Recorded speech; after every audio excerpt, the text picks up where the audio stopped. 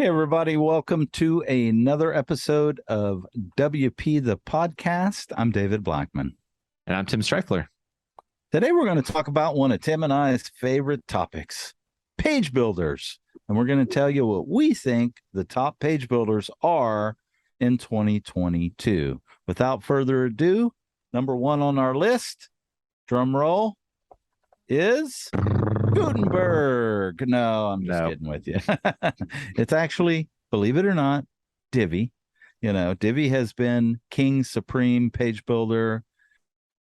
Gosh, almost a decade now, Tim. It's been around since 2013. We are 9 years in, and it's still one of the top page builders in the world. There's a ton of users and stuff, and the market share doesn't seem to be going down anytime soon.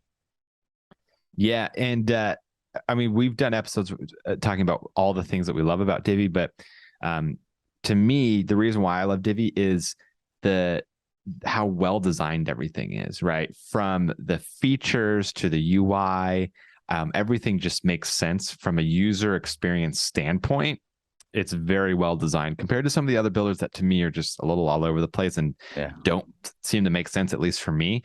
But one thing we do want to say is all these builders are great, and it's just going to kind of come down to preference. It's like Mac versus PC. Yeah. Some people love Mac, some people love PC, and it really comes down to personal preference. They're both great. Same thing with these page builders. Absolutely. What's number two, Tim?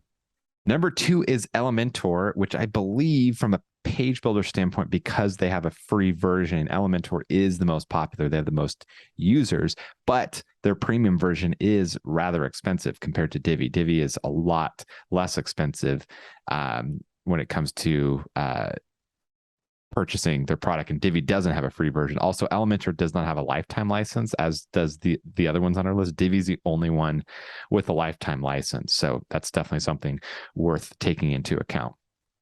Absolutely. Number three on our list is Beaver Builder. These guys have been around for a long time. They're one of the original page builders, as is Divi. They've got a great platform. As Tim said, it just depends on preference. They've got a really strong community, as does Divi and Elementor. So you're not really going to go wrong with any one of these top three that we mentioned. It's just going to come down to preference for you. Yeah. And Beaver Builder is great. I have used it and I do like it. I think Beaver Builder, they don't have nearly as many features as Divi or Elementor, but it's kind of on purpose. They're kind of slow to add features, and they have their market, and they're more interested in having a super solid core product and rolling out features slowly opposed to just pumping them out. So that's kind of their strategy. Now, the next one on the list is Oxygen. Oxygen is newer than the three above it, but Oxygen over the last couple of years has gained a lot of momentum.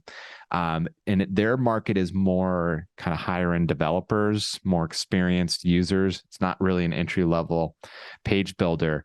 However, the company behind Oxygen, this got a lot of attention in the WordPress space and was kind of a big controversy, but they just announced within the last few months that they have a new builder that's in beta, that's an entry level page builder, right? It's called something totally different. It's built totally different than Oxygen, but it is by the same team. And so a lot of those hardcore Oxygen users have kind of jumped ship. And I'm in the Oxygen Facebook group and other Facebook groups where people have been talking about it. And overall, Oxygen users are not happy because they see it as them shifting their attention from their core audience to try to go after the mainstream, audience of users out there. And they think that means they're abandoning Oxygen and that they're not going to add features or support. Oxygen, of course, is saying, no, it's not going to affect anything, but people are still kind of pissed about it. So I don't know, one way or another. I don't use Oxygen. I'm not going to use a new builder. I'm a hardcore Divi guy myself, as is David, but it is something interesting that happened in the WordPress space. Yeah. All right. There you go. Our top four choices for page builders in 2022. Tomorrow in episode 819, we're going to talk about whether or not meta descriptions are important for SEO. Until tomorrow, we'll see you then. Take care. Bye-bye.